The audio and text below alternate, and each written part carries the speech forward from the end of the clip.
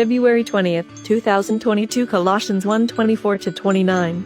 God's renewing word of love.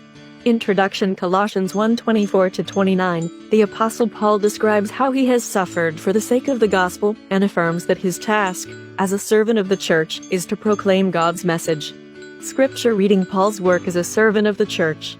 24. And now I am happy about my sufferings for you, for by means of my physical sufferings I am helping to complete what still remains of Christ's sufferings on behalf of his body, the church. 25. And I have been made a servant of the church by God, who gave me this task to perform for your good. It is the task of fully proclaiming his message. 26. Which is the secret he hid through all past ages from all human beings, but has now revealed to his people. 27. God's plan is to make known his secret to his people, this rich and glorious secret which he has for all peoples. And the secret is that Christ is in you, which means that you will share in the glory of God. 28. So we preach Christ to everyone.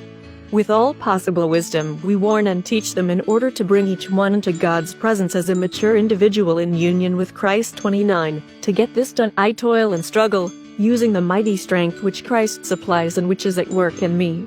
Today's key verse, Colossians 1:27. God's plan is to make known his secret to his people. The secret is that Christ is in you, which means that you will share in the glory of God. Reflect. Reread verse 27. What are your thoughts about Paul's writing regarding God's plan and the secret that God is making known? According to verse 29, what is the source of Paul's strength? Is this something you can claim? In what ways does Christ give you strength? Let's pray.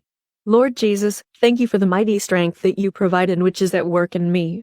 In whatever struggles I may face, I know that you are there to help and guide me.